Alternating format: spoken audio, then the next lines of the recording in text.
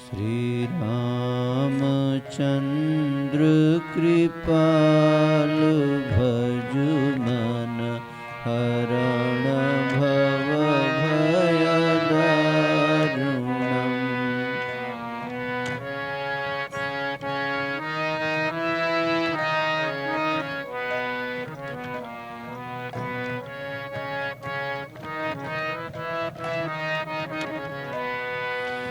नवकंज लोचन कंज मुख कर कंज पद कंजारुणम्।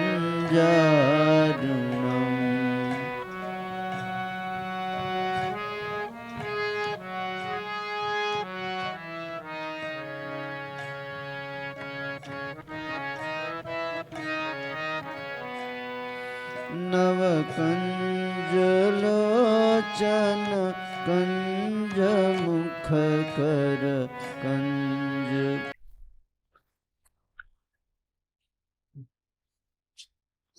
आप सब ठीक हैं? आप में से कितने लोग बेस में रहते हैं? लगभग सब लोग हैं। और भी बेसिक है, यही के है। एक और है बगल में। Oh very good. आप सब खुश हैं बेस में? Very good. बेस बनाने का उद्देश्य यही था कि हम सबका बेस मजबूत हो, है ना? तेरा फाउंडेशन अगर स्ट्रांग होगा तो बड़े बड़े तूफान भी अगर आएंगे तो बिल्डिंग गिरेगी नहीं, है कि नहीं?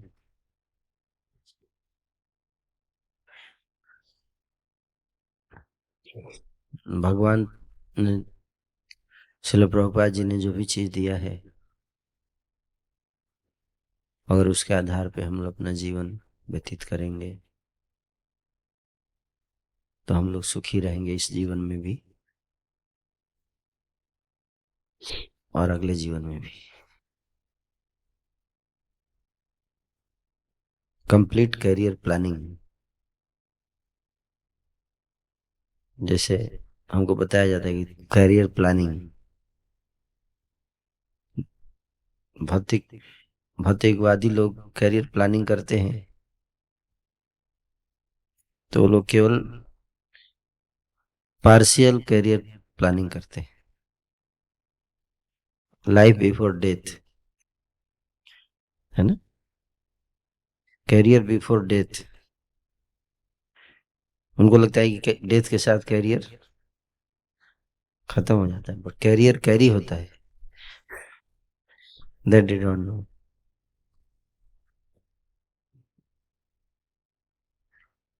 और आप मान लीजिए इस जन्म में आपने खूब पैसा कमाया, आप धीरू भाई अंबानी बन गए, मुकेश अंबानी बन गए, और अगले जन्म में कुत्ता बन गए, तो अच्छा प्लानिंग नहीं है ना करियर का, है कि नहीं?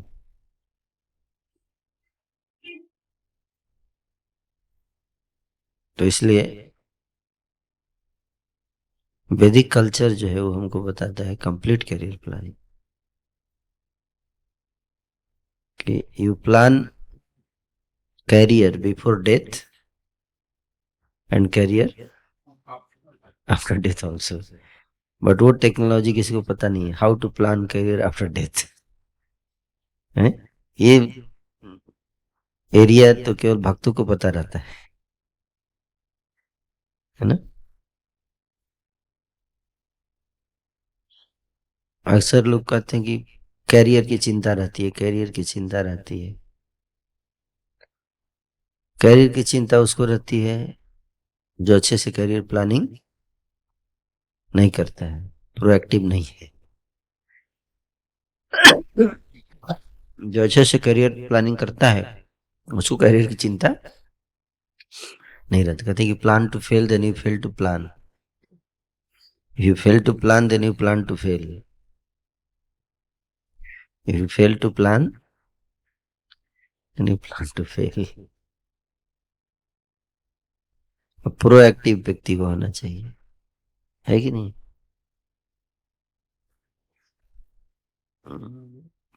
ऐसा नहीं कि एग्जाम आ गया तब टेंशन हुआ करियर का। जनरली स्टूडेंट्स का क्या होता है, जब परीक्षा की, भोजपुरी में एक कविता लिखा हुआ था कि परीक्षा के दिन नियर आइल, लइकन लइकन के मन घबराइल।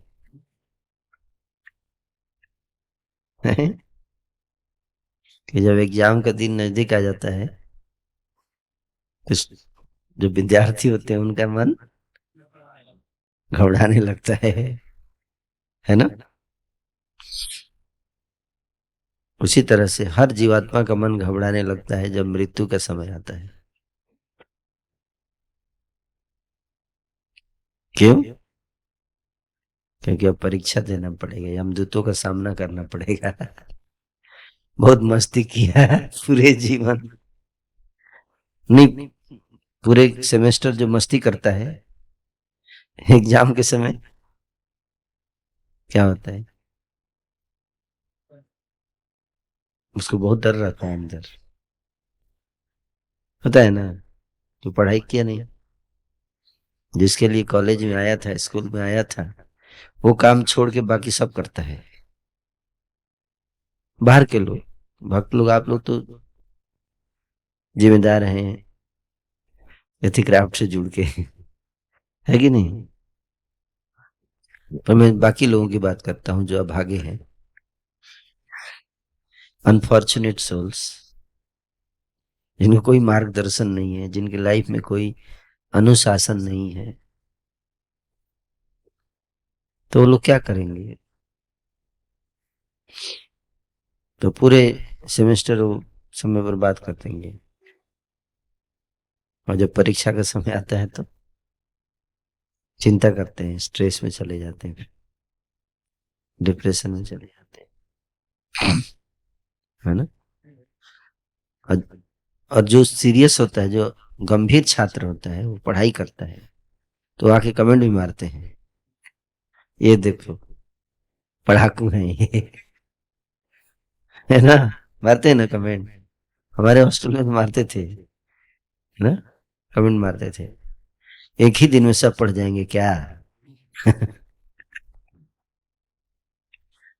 अरे अभी तो पूरा सेमेस्टर बाकी है, चलो मस्ती करते हैं, है ना? ये कोई टाइम है पढ़ाई करने का? बाद में पढ़ेंगे जब परीक्षा आएगा।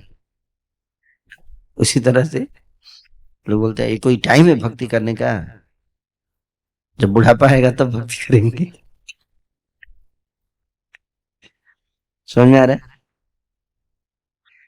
है? सेम कॉन्सेप्ट, बिल्कुल सेम कॉन्सेप्ट।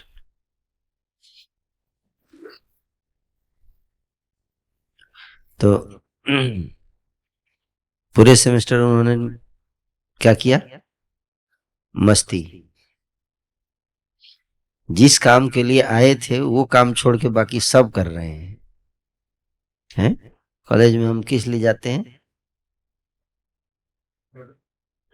हाँ, पढ़ने जाते हैं, ये है ना?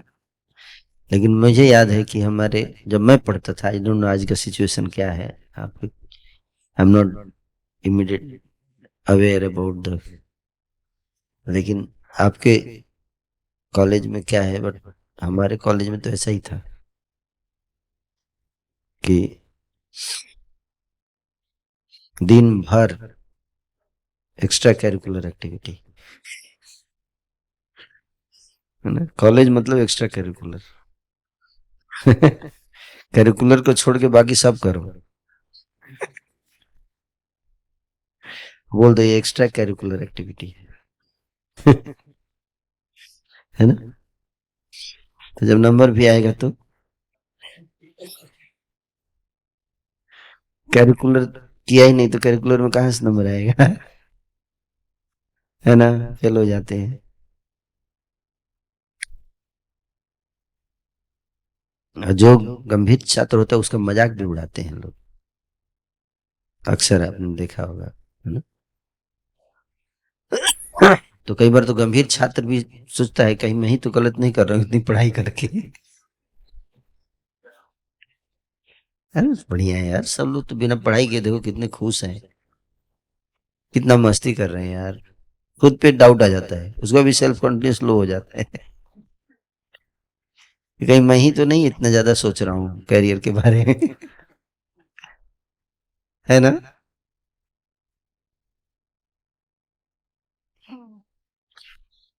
तो इसलिए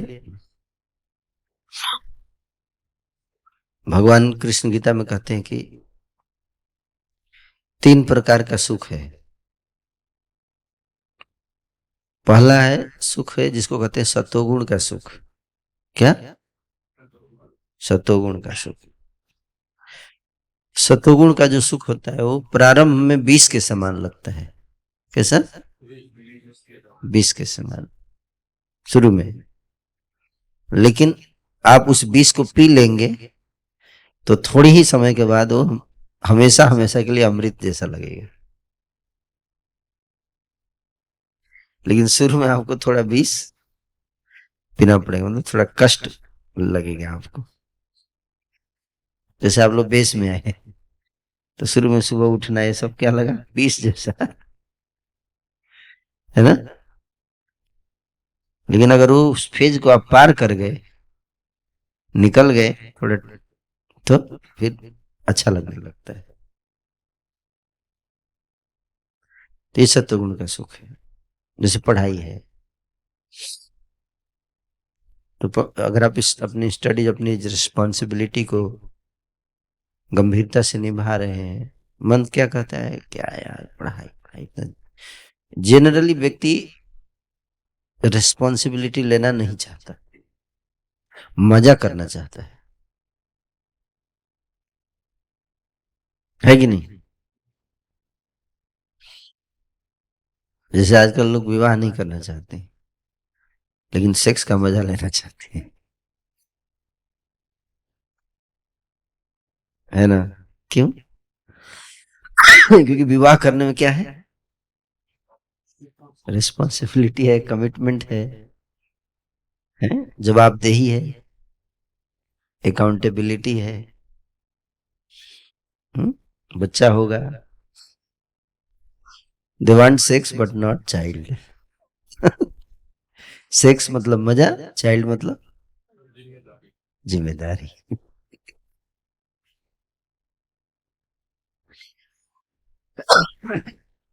हम्म?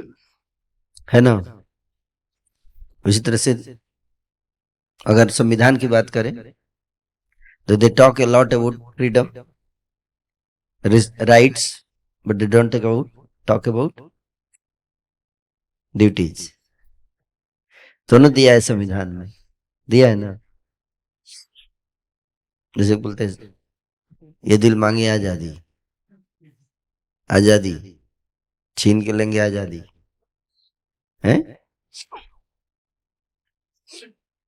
आजादी बहुत अच्छा लगता है लोगों को, है ना। आजादी शब्द बहुत पसंद है। कि हमें जो मन में आए करने की आजादी दी जाए, कोई रोके नहीं, कोई टोके नहीं।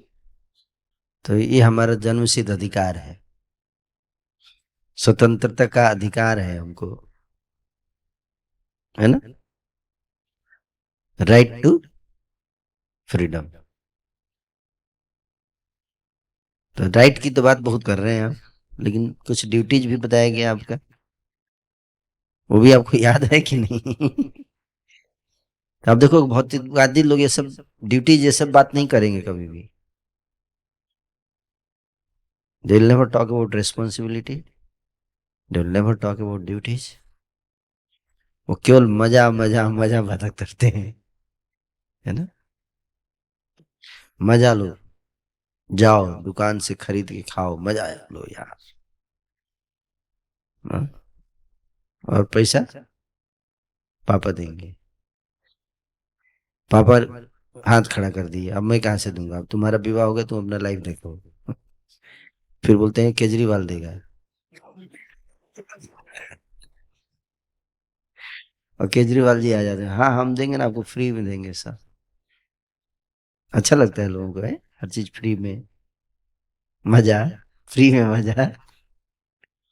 नहीं, बिना मेहनत किए अब सब मिल रहा है, बिना पढ़ाई किए नौकरी मिल रही है अनएम्प्लॉयमेंट की प्रॉब्लम सब। केजरीवाल जी बोलते हैं कि हम अनएम्प्लॉयमेंट, हमारी सरकार बस बना दो, बिना पढ़ाई के सबको नौकरी दे दे, है ना, बिना मेहनत किए नौकरी देंगे, है कि नहीं। मेरा ही कहना है कि हम केवल सरकार बनने से नौकरी नहीं मिलती है, बल्कि परिश्रम करना पड़ता है ना। मैंने भी देखा कि जो लोग हार्ड वर्किंग होते हैं, रिस्पॉन्सिबल होते हैं, उनको कभी समस्या नहीं होती।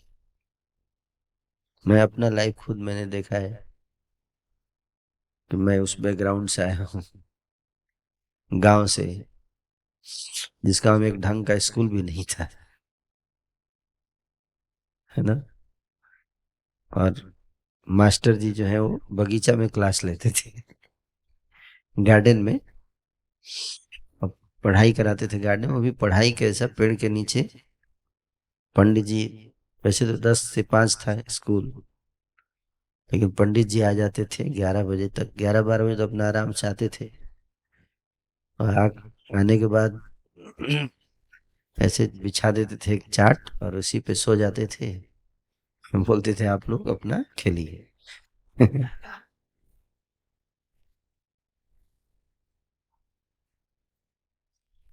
ऐसे स्कूल था, और हम लोग ऐसे जगह से, हम लोग गांव में, जहाँ कोई इंफ्रास्ट्रक्चर नहीं था, कोई फैसिलिटी नहीं थी, कोई व्यक्ति नहीं था उस गांव में जो 10वीं या 12वीं पास हो,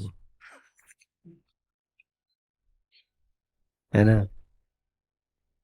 रेयरली आपको एक दो लोग मिलेंगे जो बीए में एडमिशन हो गया हो, बीएससी नहीं, बीए, है ना। तो बहुत मुश्किल था वो, उस बैकग्राउंड से। इंग्लिश तो खैर कुछ पता ही नहीं, इंग्लिश कैसे बोलेंगे, क्या बोलेंगे, है ना। लेकिन जब हम लोग 11th में आए तो सारी किताबें इंग्लिश में। एक व्यक्ति जो हिंदी बैकग्राउंड से बिहार बोर्ड से पढ़ के आया है, उसको अचानक 11th में साइंस ले लिया, और उसको हर किताब इंग्लिश में, कितना कठिन होगा इससे अंदाजा लगा। एक एक शब्द जो है डिक्शनरी में देखना पड़ता था है ना, एक एक वर्ड। तो उस बैकग्राउंड से सोचिए कि आईआईटी दिल्ली तक पहुंचना जस्ट इमेजिन कि कितना मेहनत करना पड़ा होगा, है कि नहीं। ऐसा भी नहीं था कि I was extra ordinarily intelligent, और ऐसा भी नहीं था। फिर भी अगर है भी तो बाकी चीजें भी बहुत मायने रखती है ना। कम्पिटिटिव, हाई कम्पिटिटिव सिनेरियो है उसमें। फिर भी देखो, मैं ये बताना चाहता था कि अगर कोई व्यक्ति परिश्रम करता है, मेहनत करता है, तो भले उसका कोई भी सिचुएशन हो, वहां से भी वो आगे बढ़ सकता है, उसको सफलता मिल सकती है। मैं ये बताना चाहता हूं, क्योंकि सामान्य तौर पे स्टूडेंट्स जो होते हैं वो, अगर कोई चीज नहीं कर पाते हैं, सफल नहीं हो पाते हैं, अपने लक्ष्य को प्राप्त नहीं कर पाते हैं, तो उनके अंदर एक प्रवृत्ति होती है, एक टेंडेंसी होती है उनके अंदर, कि वो बोल देते हैं कि मैं क्या कर सकता हूँ, मैंने तो पूरा प्रयास किया है, मैंने तो प्रयास किया, नहीं हुआ तो मैं क्या करूं, मेरे बस में जो था वो कर दिया। I agree with that. प्रयास से ज्यादा कुछ किया भी नहीं जा सकता, है ना। कोई लोग मैंने पूरा प्रयास किया, मैं क्या कर सकता हूँ, है ना। जो व्यक्ति पूरा प्रयास करता है वो कभी ये नहीं बोलता कि मैं पूरा प्रयास किया, बोलता है कि नहीं मेरे प्रयास में कोई कमी है, मैं दोबारा प्रयास करूंगा, है ना। कुछ ना कुछ कमी रह गई है, कहाँ कमी रह गई है, let me find it out, है ना। तो सेंस ऑफ रिस्पॉन्सिबिलिटी आज के यूथ में मैंने देखा है, मजा का जो कॉन्सेप्ट है वो बढ़ता जा रहा है। मजा, विदाउट रिस्पॉन्सिबिलिटी मजा। जैसे अमेरिका है, अमेरिका में आप देखो ज्यादातर यूथ वहां कैसे ही है। अमेरिका की स्थिति उतनी अच्छी नहीं है, इसलिए बाहर से उनको लाना पड़ता है लोगों को। इंडिया के लोग सारे जगह फैले हुए हो, क्योंकि यहाँ पे मजा, रिस्पॉन्सिबिलिटी का कल्चर है। वही विवाह करो तो जिम्मेदारी लो बच्चों की। तो यहाँ पे मिट्टी में ही क्या है, रिस्पॉन्सिबिलिटी का सेंस है। हर जगह रिस्पॉन्सिबिलिटी की बात होती है कि नहीं। एक बच्चा सोचता है अरे, कितना भी हम उसको लेक्चर दे दे कि संसार जो है माया है, वही सोचता है हाँ प्रभु जी, लेकिन माता पिता की जिम्मेदारी है ना। रिस्पॉन्सिबिलिटी तो है पेरेंट्स का, उसको कैसे छोड़ सकते हैं। सोचते हैं ना, कि नहीं सोचते हैं। ये मिट्टी की, भारत की मिट्टी में ही क्या है, ये रिस्पॉन्सिबिलिटी है। जबकि अमेरिका में जाइए, हाँ, कोई बच्चा नहीं बोलता है कि माता पिता की रिस्पॉन्सिबिलिटी है। न माता पिता बोलते हैं कि बेटे की रिस्पॉन्सिबिलिटी है। बोलते हैं अब तुम 18 साल के हो गए, टाटा बाय बाय, आप अपना लाइफ देखिए, है ना। ये और no.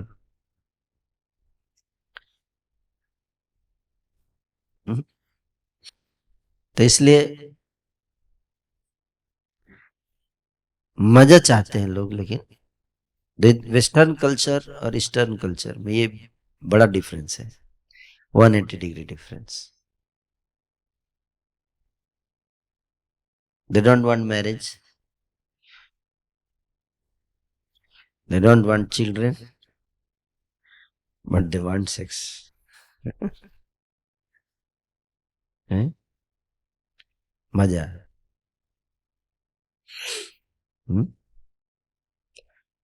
Care free life style. लेकिन ये संभव नहीं है, ना ये सस्टेनेबल है, ये सस्टेनेबल नहीं है। तो इसी तरह से बेस में भी हर व्यक्ति मजा चाहता है, फैसिलिटी चाहता है।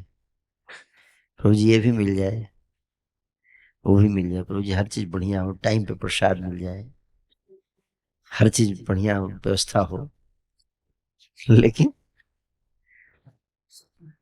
रिस्पॉन्सिबिलिटी, कोई सेवा दे जाता है कि आप 1 घंटे ये सेवा झाड़ू थोड़ा लगाएंगे, मेरे पास टाइम नहीं है। We want facility, but we don't want responsibility. नहीं तो अगर बेस में सब लोग हैं, अगर थोड़ा थोड़ा भी एक सेवा करें तो सेवा ज्यादा नहीं है। अगर 15-20 लोग बेस में हैं और हर व्यक्ति अगर आधे घंटे भी रोज दे तो 10 घंटे हो गया, है कि नहीं। 10 घंटे क्या सेवा है डेली, 10 घंटे सेवा है नहीं है। ज्यादा से ज्यादा 3-4 घंटे की सेवा है। लेकिन फिर भी माइंड क्या बोलता है, अरे मेरा पढ़ाई खराब हो जाएगा। ऐसे माइंड बोलेगा। अब पढ़ने बैठेगा तो कुछ पढ़ने भी नहीं देगा माइंड, है ना। पढ़ने भी नहीं देगा, फिर बोलेगा थोड़ा वीडियो देखो, थोड़ा ये करो। और जब जैसे ही सेवा आएगा क्या बोलेगा, अरे पढ़ाई करना है, पढ़ाई करना है ना। अब पढ़ने जाएंगे तो बोलेगा पढ़ाई तो बाद में भी हो जाएगा, थोड़ा इंपॉर्टेंट वीडियो आया होगा देख लो एक। क्या चल रहा है अभी, है? तो ये क्यों होता है ऐसा, यही सेंस है ना, माइंड। क्या, माइंड। इसलिए हमको अपने मन को क्या करना है, ट्रेन करना है। हम्म, क्या करना है, किसको, कौन करेगा, मैं। Yes, very good. क्योंकि अगर आपने मन को नहीं ट्रेन किया ना, तो आप कभी जीवन में सक्सेसफुल नहीं बन पाएंगे। और मन को कोई और ट्रेन कर ही नहीं सकता है, केवल आप ही ट्रेन कर सकते हैं। क्योंकि अगर मान लीजिए मैं कुछ बोलूं, मन बोले अरे तू बोलते ही रहते हैं, है ना। जैसे मैं आपको, मैं जैसे टुकड़े टुकड़े गैंग है, तो उसको बोला जाए कि नहीं, हमें अनुशासन में रहना चाहिए, देश के कानून का पालन करना चाहिए, तो अरे ऐसा थोड़ी होता है ना। देशभक्ति होनी चाहिए, अरे ऐसे थोड़ा होता है देशभक्ति। तो उसी तरह से हमारा माइंड भी ऐसे करता है ना, ऐसे थोड़ा, है ना। कोई भी आप उसको अच्छा आइडिया देंगे ऐसे बोल देगा, है ना। माइंड ऐसे बोल, करना तो बोलेगा नहीं नहीं प्रभु बहुत अच्छा इंपॉर्टेंट है, ये काम तो करना पड़ेगा, समझ में आ गया, सुबह उठना चाहिए, है ना, है ना। मान भी लेगा, कई कई लोग तो मानते ही नहीं है सुबह उठना जरूरी है। और अगर उसको कई लोग मान लेते हैं, समझ जाते हैं कि हाँ जरूरी है, फिर माइंड बोलते हैं अरे छोड़ो यार, आज रहने देते हैं, आज सो जाते हैं, कल से, है कि नहीं। फिर कल क्या बोलता है, कल से, फिर कल, कल, कल कल। देखो, टुमारो नेवर कम्स। और माइंड इस तरह से चीजों को, है ना, पोस्टपोन करता है। तो अपने माइंड को हमें क्या करना है, ट्रेन करना है। अगर आप इंसान बनना चाहते हैं तो माइंड के अनुसार हम ना चले, हमारे अनुसार माइंड चले। हम जैसे तो माइंड, हमारे अनुसार माइंड चले मतलब जैसे हम सुबह अगर 4 बजे अलार्म लगाए हैं, तो 4 बजे हम उठ जाएं, तो इसका मतलब हमारे अनुसार माइंड चल रहा है। कि हमको पता चल गया कि 4 घंटे 10 घंटे हमको स्टडी करना है संडे को, है ना। टारगेट है हमारा कि सप्ताह में हमको 15 घंटे 16 घंटे सेल्फ स्टडी करना है, एकेडमिक, है ना। हमको बोला हमारे मेंटर ने, हमारे गाइड ने, फैसिलिटेटर ने कि रोज हमको 2 घंटे शाम के 7 से 9 बजे पढ़ाई करनी है। और उसको नोट कीजिए, साधना स्कोर भर, स्टडी स्कोर में डालिए कि आप रोज पढ़ रहे हैं कि नहीं पढ़ रहे। तो माइंड क्या कहे, अरे छोड़ यार, स्टडी स्कोर लिखते ही नहीं है। आप प्रभु जी पूछेंगे तो बोल देंगे कि प्रभु जी भूल गया।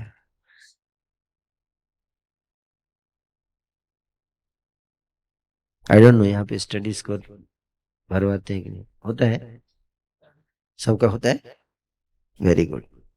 माइंड जो है ऐसे ट्रिक करेगा, हालांकि वो आपके फायदे के लिए किया गया है, लेकिन माइंड बोलेगा नहीं छोड़ो रहने दो, पढ़ाई तो कर ही रहे हैं ना, भरने की क्या जरूरत है।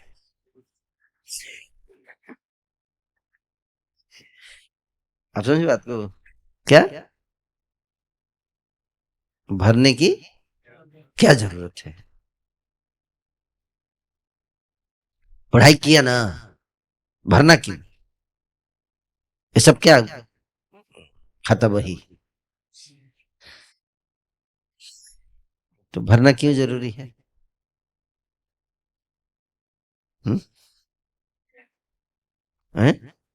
हाँ, एक एक कोट है कि the things which can't be measured that can't be improve.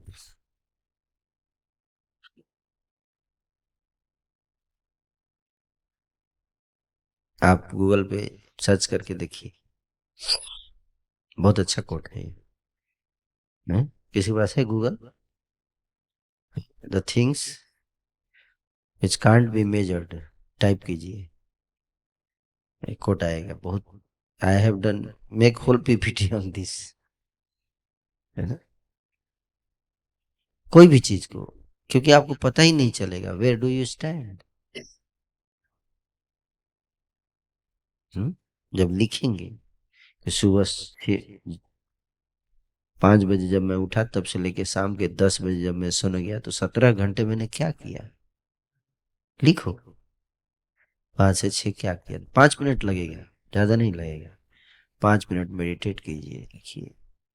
इसलिए सारे सक्सेसफुल लोग देखो डायरी लिखते हैं, they note it down, they see what do I do every day, क्या किया मैंने, इतने से इतने के बीच में मैंने क्या किया, इतने से इतने के बीच में मैंने क्या किया, है ना? अब माइंड करने नहीं देगा। क्यों नहीं करने देगा? क्योंकि उसकी चोरी पकड़ी जाएगी ना। आप समझे बात को? दूसरे को नहीं पकड़ाना है, खुद भी नहीं पकड़ने देगा आपको। ये नहीं कि आप लिख के मेरे को दिखाइए, नहीं, उसकी जरूरत नहीं है। आपको खुद को एसेस करने, सेल्फ एसेस करने के लिए भी आपके पास डाटा चाहिए ना, ये सर ना। अगर आपके पास डाटा ही नहीं है तो आप असेसमेंट कैसे करोगे, एनालिसिस कैसे करोगे? है कि नहीं? कोई भी चीज का एनालिसिस करना है, अपने बारे में भी अगर एनालिसिस करना है तो क्या चाहिए? डेटा चाहिए ना आपके पास। और डेटा जब तक आप बनाएंगे नहीं, तब तक आप कैसे एनालिसिस कर एनालाइज कर पाओगे कि where do you stand, where are you going right, where are you going wrong. और जब तक आप पता नहीं चलोगे exactly where do you stand, where are going right, where are you going wrong, how will you improve? Mind क्या बोले, नहीं यार मुझे तो लगता है ठीक ही चल रहा है सब, इतना ही, मतलब हाँ मुझे लगता है कि हाँ अभी तो एक परीक्षा के लिए अभी मुझे लगता है 1 महीने तो है, हो जाएगा। इतना भी चिंत हो जाना चाहिए, है ना? अंदाज से बोलेगा, लेकिन ऐसा नहीं होता है। आप पेपर पे डालो कितना सिलेबस है आपका, कितने चैप्टर्स हैं बुक में, है ना? हर चैप्टर के लिए कितना टाइम लगेगा आपको कंप्लीट करने में। एवरी चैप्टर, पहला चैप्टर है इसके लिए मेरे को 3 दिन चाहिए, दूसरे चैप्टर के लिए 2 दिन चाहिए, तीसरे चैप्टर के लिए 5 दिन चाहिए। अगर टोटल 10 चैप्टर है तो टोटल 50 दिन चाहिए, है कि नहीं? तो जब, और एक किताब के लिए 50 दिन, टोटल मेरे पास, मेरे 8 सब्जेक्ट, तो 50 × 8 400 दिन चाहिए मेरे को। मेरे पास टाइम कहाँ है कि नहीं? इस तरह से प्लान किया जाता है ना? हम लोग स्पिरिचुअलिस्ट हैं but we also plan everything, है ना?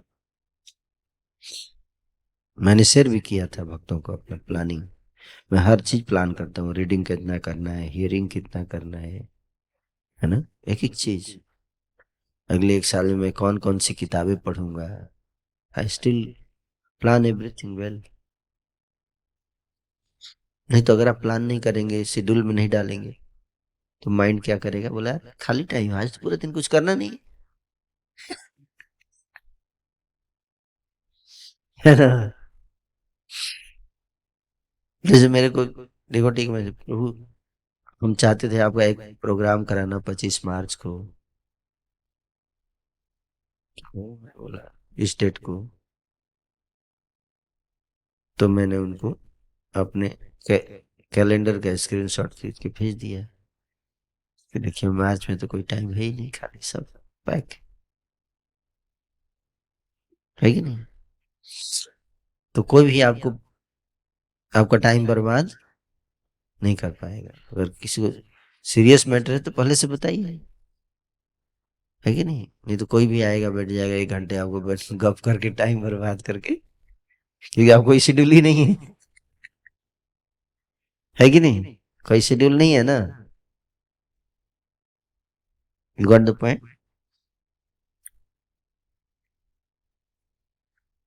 तो कोई भी आपका टाइम बर्बाद कर देगा आके, और आपको पता भी नहीं चला। हाँ ठीक है, 3 घंटे बर्बाद हुआ, लेकिन फिर भी मैं कवर अप कर लूंगा, ऐसे ही लगेगा आपको।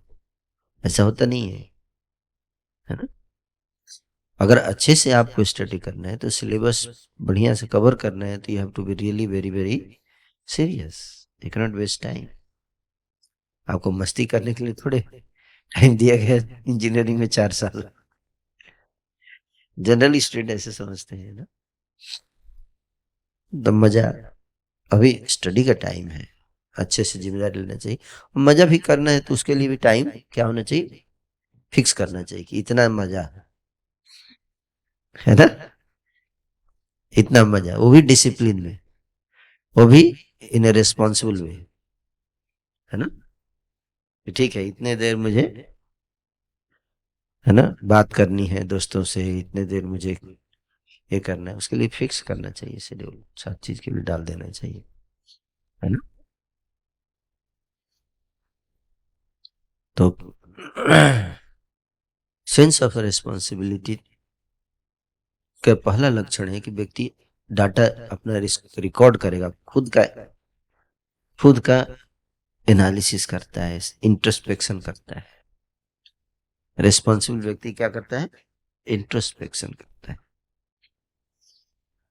कि कहीं कहाँ कहाँ मैं गलत कर रहा हूँ, कहाँ कैसे मैं और अच्छा कर सकता हूँ अपने आप को, है ना? तो ऐसे लोगों को दूसरों को बताने की जरूरत नहीं पड़ती है, दूसरे लोग को बताने की जरूरत नहीं, वो खुद ही जानता है अपनी कहाँ पे वो गलती कर रहा है, और खुद सुधार कर लेता है। जिसको बार बार बोलना पड़ता है सुधार करने के लिए, इसका मतलब वो रिस्पॉन्सिबल नहीं है। You got the point? Responsible व्यक्ति को कहते हैं समझदार के लिए इशारा काफी होता है ना? और जो बहुत समझदार होता है, उसको इशारे की भी जरूरत नहीं पड़ती, है ना? वो बिना इशारे के वो समझ जाता है ना, कि उसकी कहाँ कहाँ पे कमियां हैं और कैसे उसको इम्प्रूव करेगा। तो आप सब बेस में हैं, तो आपका 2 ही काम होना चाहिए, तीसरा कोई काम नहीं होना चाहिए। पहला है स्टडी कैरियर, जो आपका है एकेडमिक कैरियर, दूसरा, ठीक है ना? तो अपना जो 24 घंटा है, आप उसको क्या करो, प्लान करो इन 2 चीजों में, और कोई तीसरा चीज डालो मत उसमें अभी, है ना? अनलेस की बहुत इंपॉर्टेंट ना हो। हम्म? और अपने सारे एक्टिविटीज को देखिए, कहाँ कितना पढ़ाई करना है, किसको क्योंकि ये समय है जिम्मेदारी लेने का। अगर अभी अच्छे से आप लोगों ने अपनी स्टडी की रिस्पॉन्सिबल वे में और इतनी अच्छे से की है, तो आपका होल लाइफ अच्छा जाएगा। तो that is mode of goodness, सतोगुणी सुख। रजोगुणी सुख क्या है? शुरू में अमृत के समान लगेगा, लेकिन पूरे लाइफ कष्ट में डाल देगा,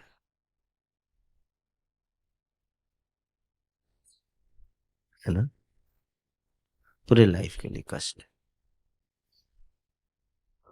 ऐसे सुख शुरू में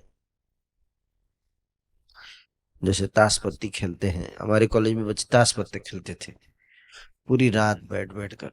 मैं भी खेलता था उस समय, भक्ति में नहीं था, ऐसे खेलते थे, है ना। और पूरी रात पूरे दिन खेलते रहते थे।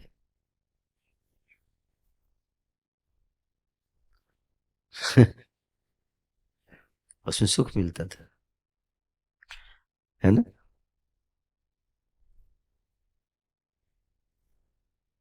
लेकिन वो सुख जो है करियर के लिए ठीक नहीं था, है कि नहीं। तो जो जिम टाइम है वो कीमती है, उसको हम इस तरह से फालतू की चीजों में बर्बाद नहीं करना चाहिए। और तीसरा तमोगुण का सुख। तमोगुण का सुख जो शुरू से अंत तक, शुरू में भी दुख, बाद में भी दुख, दुख ही दुख, है ना, ऐसे कार्य करता है। लेकिन उसको बस एक लगता है कि सुख, इल्यूजरी हैप्पीनेस। हैप्पीनेस है नहीं, है दुख ही, लेकिन क्या लगेगा उसको, सुख। तो दैट इज तमोगुण। तो सतोगुणी सुख में शुरू में थोड़ा क्या लगता है,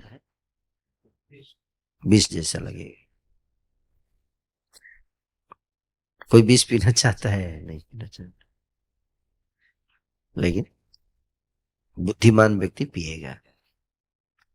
कोई दवाई खाना नहीं चाहता है, लेकिन दवाई खाना जरूरी है ना।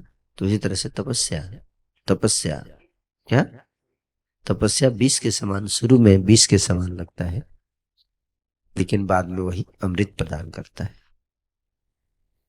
तो ये तपस्या ही है ना।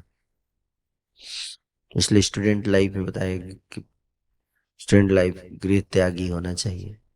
तो गृह त्यागी तो आप लोग हैं, ये बेस में रह रहे हैं, है ना। और अल्पाहारी होना चाहिए, भोजन अल्पाहारी नहीं है, तो डेवलप करना पड़ेगा, है ना। तपस्या है ना ये जीवन। स्टूडेंट लाइफ, ब्रह्मचारी लाइफ इसको बोलते हैं। वैदिक कल्चर में स्टूडेंट लाइफ नहीं बोलते थे, स्टूडेंट लाइफ को ब्रह्मचारी लाइफ बोलते थे।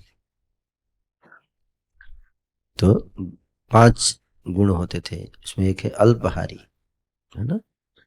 ये कम खाना है, क्यों, क्योंकि ज्यादा खाएंगे तो ज्यादा नींद आएगा, खाने से ही आलस आता है, फिर खूब सोने का मन करता है। मुको ध्यान, बुगले की तरह ध्यान होना चाहिए पढ़ाई करते समय। कोई भी इंपॉर्टेंट चीज, काम का चीज है, तुरंत पकड़ के, बुगला के जैसे क्या करता है, मछली के पकड़ लेता है जंप करके, है कि नहीं, ऐसे उड़ता रहेगा। तो अपने को भी बैलेंस करना है। अब मछली जो है थोड़े समय के लिए ऐसे ऊपर आती है, उतनी ही देर में उसको पकड़ना है। हमने देखा पानी में मछली ऐसे उछलती है और नीचे चली जाती है, पानी के अंदर जाके तो नहीं पकड़ सकता बगुला। और फ्रैक्शन ऑफ सेकेंड के लिए ऊपर आएगी, उसी में आपको पकड़ लेना है फटाक से। तो देख बको ध्यान। और निद्रा कैसी होनी चाहिए, श्वान निद्रा। श्वान मतलब कुत्ता जैसा, भैंस जैसा नहीं।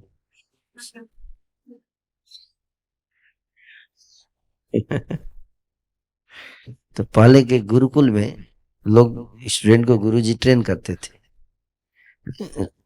तो आज वैदिक कल्चर, तो आज के समय में तो पहले जैसा गुरुकुल बिल्कुल जंगल में बनाना संभव नहीं है, लेकिन फिर भी शहर में भी हम लोग बेस टाइप का, ये बेस क्या है, jet age gurukul. Modern age में गुरुकुल ही है ये, है ना। तो यहाँ पे हम लोग ट्रेन करते हैं, स्वान निद्रा, तुरंत उठ जाए, हल्का सा भी हिलता है, कुछ आवाज आता है, तुरंत कुत्ता सोता रहता है। अब देखिए कुत्ते को हल्का सा आवाज, अब फिर थोड़ी देर में फिर सो जाएगा। ये बात अलग है कि तुरंत सो जाता है, लेकिन उसका नींद तुरंत खुल जाता है ना। Exactly. और काग चेष्टा, कौवे जैसा चेष्टा होना चाहिए। हैं? क्या है कौवे का चेष्टा? नहीं नहीं नहीं, काग। काग चेष्टा क्या है, कौन बताएंगे?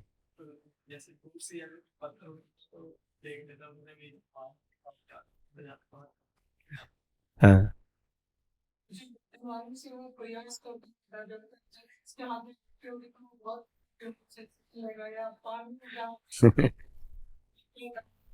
हाँ। हाँ, anyway, so these are the qualities, है ना? You all see. आप आजकल तो हर चीज गूगल पे अवेलेबल है, तो देख सकते हैं काग चेष्टा मतलब क्या होता है। आजकल इंफॉर्मेशन का प्रॉब्लम नहीं है, ट्रांसफॉर्मेशन का प्रॉब्लम है। इंफॉर्मेशन फिंगर टिप्स पे अवेलेबल है कि नहीं? लेकिन याद रखना चाहिए, केवल इंफॉर्मेशन हो सकता है गूगल के पास हो, लेकिन गूगल थोड़ी ना आपके लिए काम करेगा। तो हर चीज को याद रखना चाहिए, उसको अपने जीवन में उतारना बहुत जरूरी है। तो हम लोग प्रयास करें। बाहर के जो स्टूडेंट होते हैं, आप देखो उनका लाइफ क्या होता है। कोई डिसिप्लिन नहीं, कोई रेगुलेटेड नहीं लाइफ। कितने भी बजे सो, कितने बजे उठो। मैं जब पढ़ता था तो हमारे कॉलेज में 4 बजे सुबह जब मैं उठता था आईआईटी दिल्ली में, तो मैं देखता था कि कुछ लोग अब सोने जा रहे हैं। सुबह 4 बजे सोने जाते थे, उठते थे 12 बजे, है ना? तो डिसिप्लिन लेके आना बहुत जरूरी है। डिसिप्लिन लाइफ में जितना रहेगा, और अपने फायदे के लिए। हम इस जो भी आपको बता रहे हैं इसमें नहीं कि मेरा फायदा है, ये पूरा बेस ही हमने शुरू किया आप लोगों के लाभ के लिए। ये नहीं सोचना चाहिए कि लोग पूछते हैं आप लोग क्यों इतना मेहनत कर रहे हैं, संसार का कल्याण करने के, लोगों का कल्याण करने के। अगर आप लोग इन चीजों का पालन करेंगे तो किसको लाभ होगा? आप सबको लाभ होगा, है कि नहीं? ऐसे थोड़े कि मेरे को लाभ होगा, है? कई लोग बोलते हैं अरे कोई बेस में जाएगा तो साधु बन जाएगा। हम्म? साधु कोई नहीं बनेगा तो फिर बेस चलेगा कैसे? या कोई कॉलेज होता है, कॉलेज में जितने स्टूडेंट पढ़ते हैं उसमें से कुछ तो पीएच प्रोफेसर बनने चाहिए ना। ऐसा और ना, नहीं तो कॉलेज बंद हो जाएगा। सब कॉलेज पास आउट होके सब नौकरी कर लेंगे, तो प्रोफेसर कौन बनेगा? कौन पढ़ाएगा? बेस कौन चलाएगा? है कि नहीं? इसलिए 1%, 2% कुछ डिवोटी को सेल्फ इंस्पिरेशन होता है कि नहीं, हमें इस कार्य को आगे बढ़ाना है। जो लाभ मुझे मिला वो दूसरों को भी मिलना चाहिए, जैसे अशोक केशव हुए हैं, है ना? ऐसे नहीं कि साधु बन गए तुरंत, है ना? आप कब कब जुड़े थे आप? 2015, है ना? और इनका बहुत समय से इच्छा था ब्रह्मचारी बनने का, है ना? कब से? 2017 से इनका प्लान था ब्रह्मचारी बनने का, है ना? लेकिन मैंने इनको कहा कि नहीं, आप अपने परिवार को, जिम्मेदारी को भी देखो, और साथ ही साथ बेस भी चलाओ, प्रचार भी करो। तो नौकरी भी करते हैं, और किया इन्होंने, और 6-7 साल नौकरी किया भी, घर के लिए, मम्मी पापा के लिए व्यवस्था किया। इनके बड़े भाई है, छोटा भाई, है ना? छोटे भाई हैं, वो भी भक्ति में है, अद्भुत गौर प्रभु। तो वो भी अब नौकरी कर रहे हैं। तो ऐसा नहीं है कि भक्ति में कुछ लोग ऐसे इंस्पिरेशन होता है, वो चाहते हैं कि कुछ किया जाए, जो जो चीज हमको मिली है हम दूसरों को दे, है ना? तो ये भी जरूरी है कि नहीं? कई लोग बोलते हैं अरे सब लोग अगर आप जैसे साधु बन जाएंगे तो फिर देश कौन चलाएगा, मेट्रो कौन चलाएगा, हैं? पुल कौन बनाएगा, ऐसे बोलते हैं ना। तो मैं तो बोल ही नहीं रहा हूं सबको बनने के लिए ना, कहाँ बोल रहे हैं कि सब लोग साधु बन जाए, है कि नहीं। भारत में लगभग 65-70 करोड़ युवक है कि नहीं। उसमें से 1% भी अगर साधु बन जाए, या 1 करोड़ मान लीजिए, फिर भी 69 करोड़ तो है ना देश की सेवा करने के लिए, हैं। वैसे भी हर साल 2.5 लाख लोग आत्महत्या करके मरते हैं। कितना बढ़िया रहेगा वो सब अगर साधु बन जाए, मरने से तो अच्छा है। लेकिन लोग बोलते हैं नहीं मर जाएंगे लेकिन साधु नहीं बनेंगे। कोटा में हर साल सैकड़ों यूथ सुसाइड करते हैं, है ना। वो माता पिता को मंजूर है। वही यूथ बोलते कि देखिए मम्मी मैं सुसाइड करूंगा, यस इस्कॉन ज्वाइन करूंगा। मम्मी क्या बोलेगी? सुसाइड कर ले लेकिन इस्कॉन नहीं। इतने सारे यूथ हर साल, है ना, आत्महत्या कर रहे हैं। 40,000 यूथ पूरे इंडिया में, है ना, 40,000 यूथ, है ना।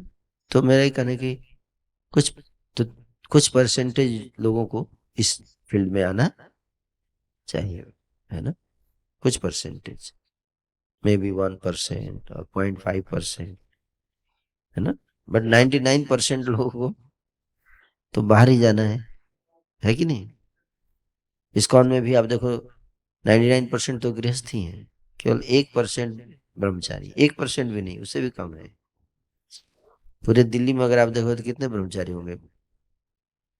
1,000, 200-250, और गृहस्थ 10,000, है ना।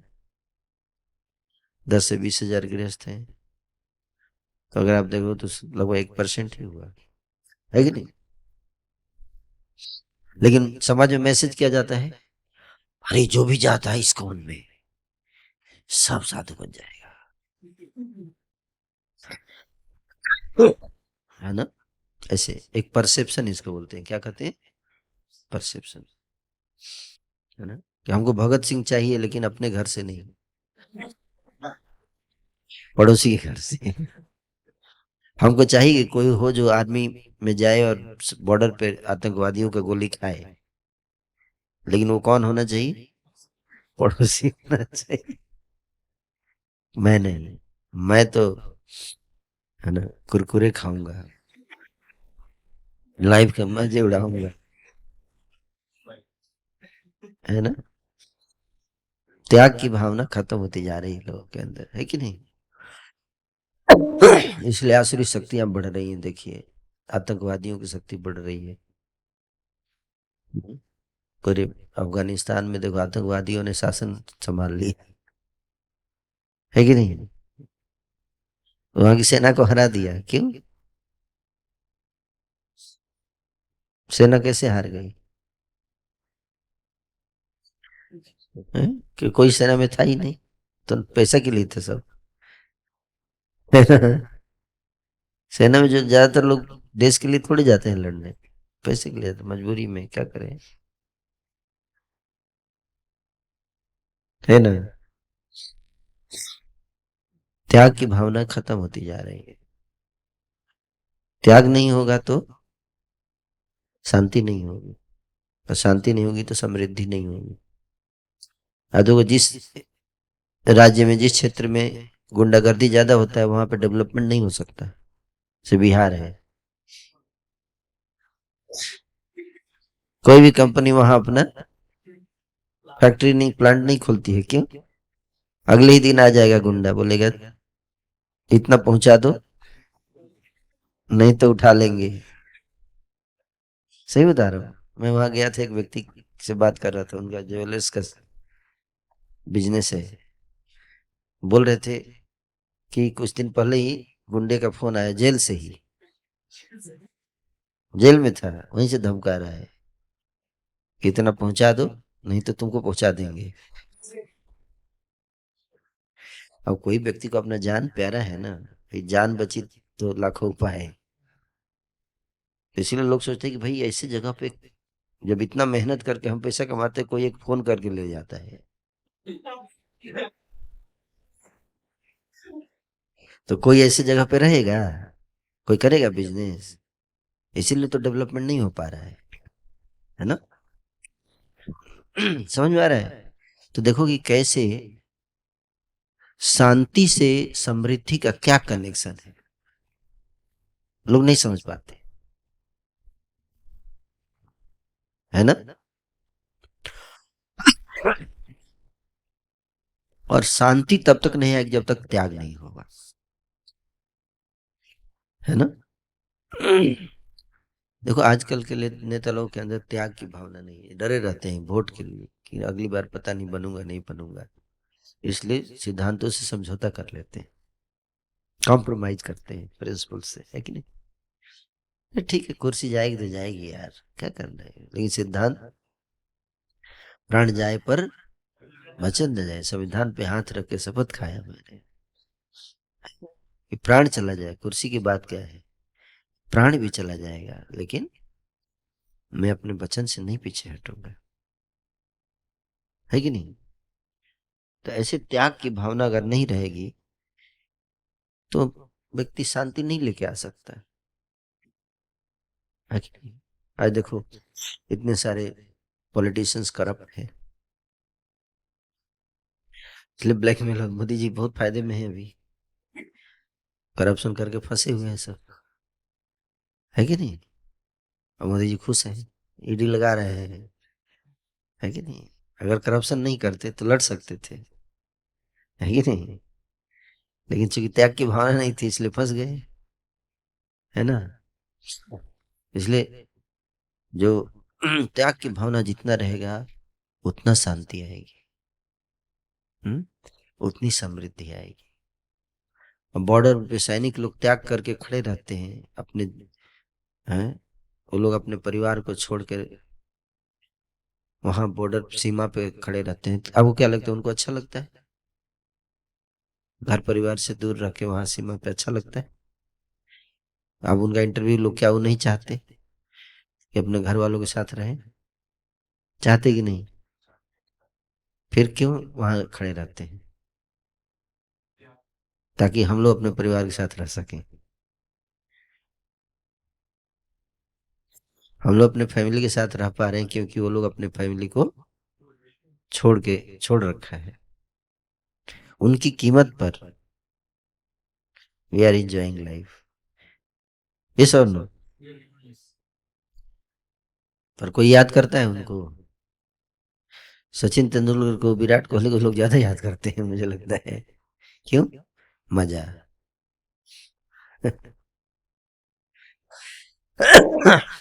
हम्म, अगर वो वहां ना खड़े रहे तो आपका आईपीएल भी नहीं होगा, नहीं, है कि नहीं। अफगानिस्तान में आईपीएल करके दिखाइए,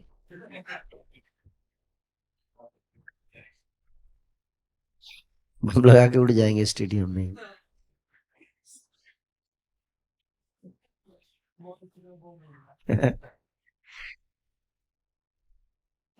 दुख की बात यह है कि त्याग को आजकल प्रमोट नहीं किया जा रहा है, ग्लैमराइज नहीं किया जा रहा है। वी शुड ग्लैमराइज त्याग, सेक्रीफाइस,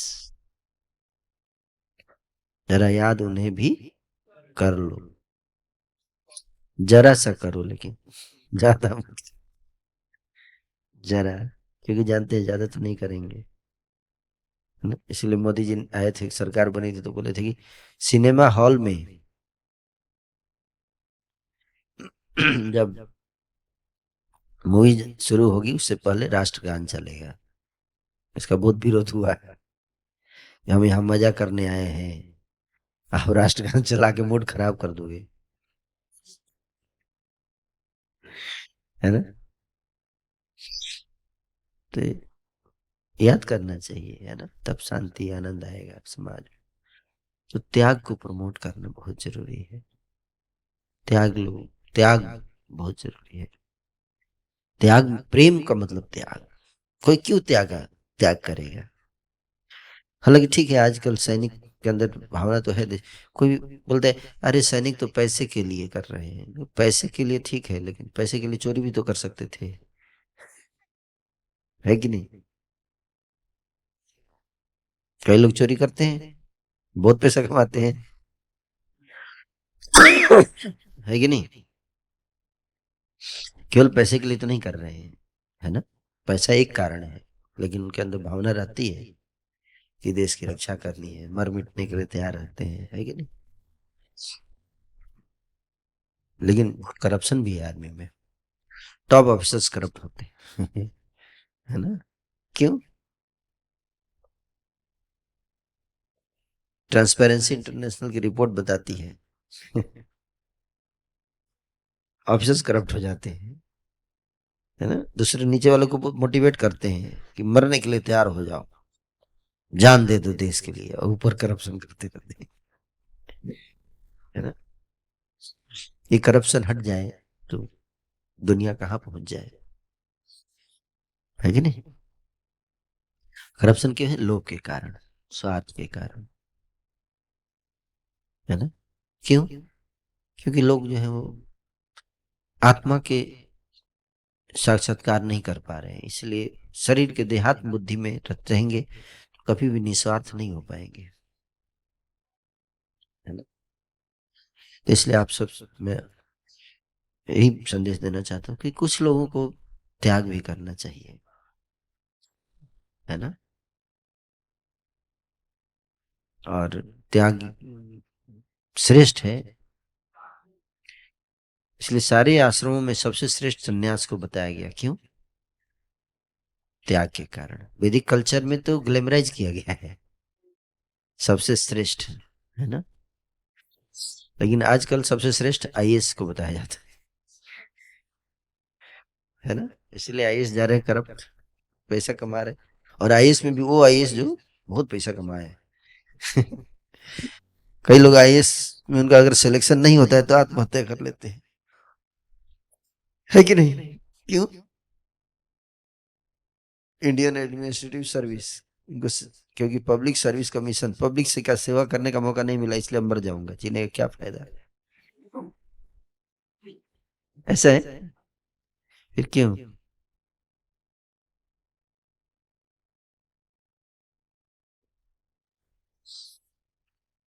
यूपीएससी बनाया गया है किस लिए? पब्लिक सर्विस के लिए ना।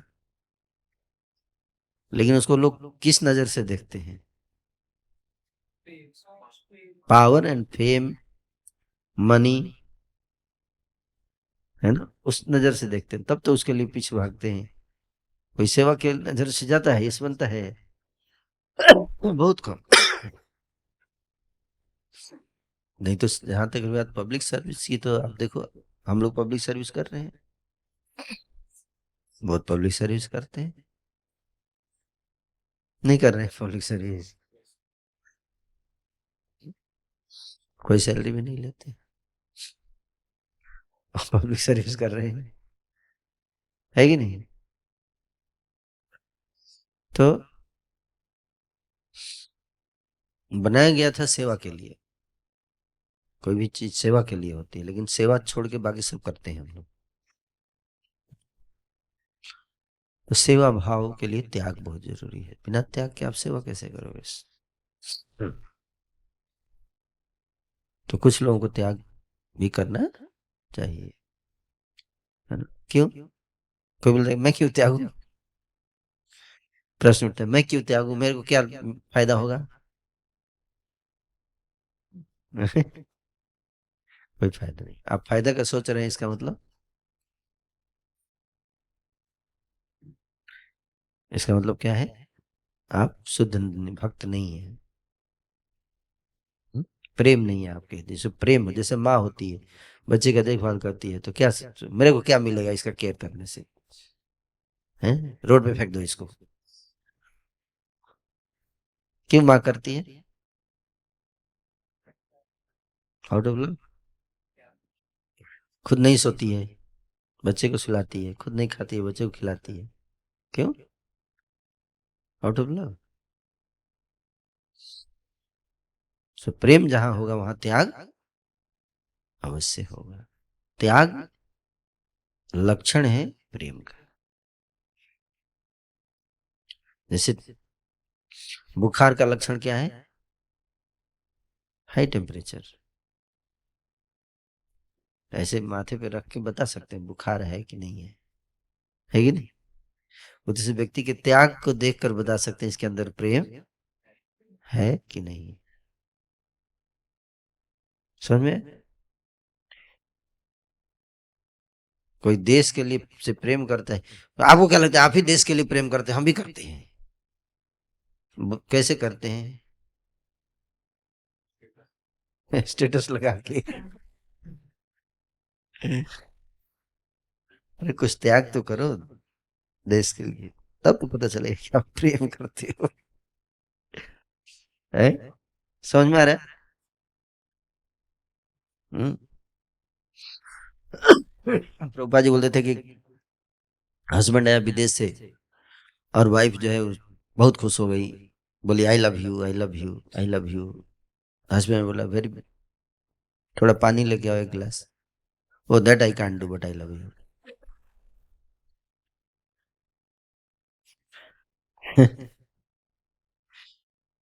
लिप सर्विस इसको बोलते हैं। केवल दिखावटी प्रेम, बनावटी प्रेम, है ना? यहाँ पे कोई त्याग की भावना नहीं है ना? वो बनावटी प्रेम है वो। इसलिए परीक्षा लेना चाहिए। अगर आपकी कोई गर्लफ्रेंड है, परीक्षा लो,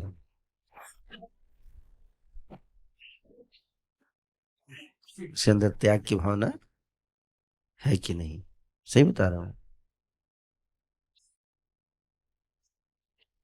नहीं तो आप बाद में ये मत बोलना कि प्रभु जी मेरे साथ ऐसा क्यों हुआ है?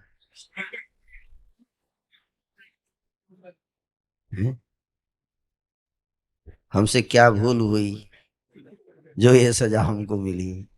आपसे भूल यही हुई कि आपने परीक्षा नहीं दिया लिया। ये आपसे भूल हुई। समझ में आया? है? परीक्षा लेना चाहिए, है ना? ऐसे आप केवल बाहरी रूप रंग देखकर विवाह कर लिए या रिलेशन बना लिए हैं। आजकल तो फेसबुक पे ही हो जाता है, पर्सनल मीटिंग नहीं होता है, फेसबुक पे ही प्रेम हो गया। पता नहीं वो किसका फोटो भेज रही है, रही है कि रहा है ये भी पता नहीं।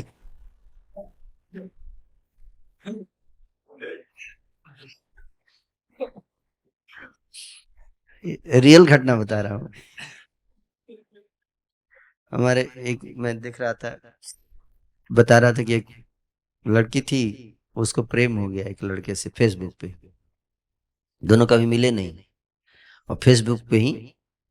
और लड़का बताया मैं अमेरिका से हूँ, और लड़की दोनों, फिर लड़की को बोला कि चलो हम लोग विवाह कर लेते हैं। तुम, लड़की बोल नहीं मैं घर वालों को क्या बताऊं, तुम बोल दो कि घर वालों को कि मैं भी अमेरिका जा रही हूँ, लड़का अमेरिका पढ़ाई के लिए। लड़की झूठ बोल के देखिए इतनी इतनी बातों में आ गई उसके, चली गई, घर छोड़ गई, है ना? बाद में फोन लगता था, लेकिन कुछ दिन बाद फोन भी लगना बंद हो गया। घर वालों ने पुलिस में कंप्लेन किया, तो पता चला कि कोई अमेरिका नहीं गई है। और घर वाले भी देखो पागल, कोई वेरीफाई नहीं, बिना जान पहचान के अमेरिका। है कि नहीं? लोग पूरी उल्लू जैसे हो गए हैं आजकल कली में। और वहां पुलिस ने पता किया कि अमेरिका नहीं गए, इंदौर में थे। और जहाँ पर लास्ट फोन ट्रेस किया, वहां पे पहुंची तो पता चला कि हाँ इस कमरे में एक लड़का लड़की रहते थे।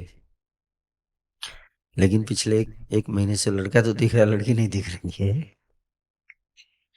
पुलिस ने लड़के को पकड़ लिया, फिर उसे पूछा गया तो उसने बताया कि मैंने उसका मर्डर किया है। बोला लाश किधर है? तो बोला बेड के नीचे दबा रखा है। बेड के नीचे जमीन खोद के उसमें डाल के पूरा बढ़िया से प्रेम को दबा दिया।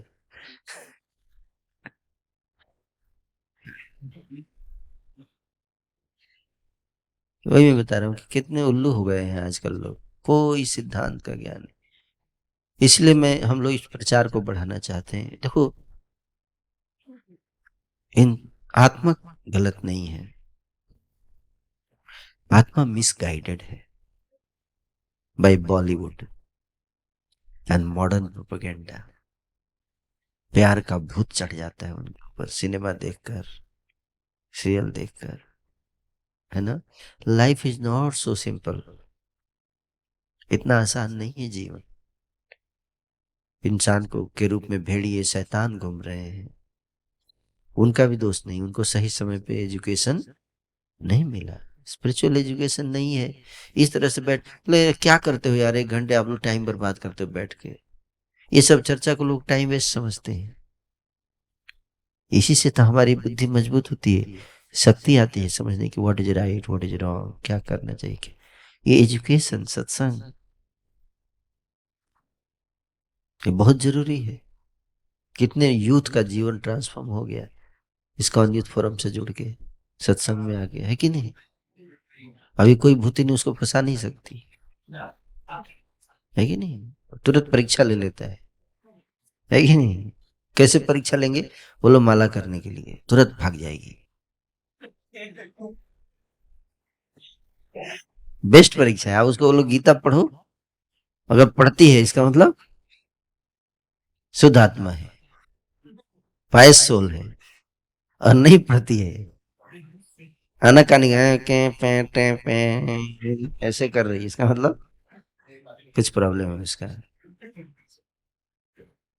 डोंट गेट इनटू, है ना, डोंट बी इमोशनल, है ना। तुम अब बोलो, इमोशनल कर दो उसको, तुम मुझसे प्यार नहीं करती, मेरे लिए गीता नहीं पढ़ सकती, यही प्यार है तुम्हारा, मेरे लिए माला नहीं कर सकती, बोलेगी कुछ नहीं करूंगी, तब पता चलेगा कोई प्यार नहीं है ना, उसको केवल इंद्रिय तृप्ति करना है ना। We are not against marriage, but सही तरीके से ट्रेन करो ना। क्योंकि आजकल के यंगस्टर्स को बोल दो कि आप मैरिज मत करो, इट्स नॉट पॉसिबल। वो तो भक्ति में जुड़ने से पहले उनके रिलेशन रहते हैं, बना चुके होते हैं अपना फ्रेंड, है ना। अपने एनिमी को ही अपना फ्रेंड बना चुके होते हैं, है ना। And then you tell them to come out, very difficult, but at least you have to be careful, है ना।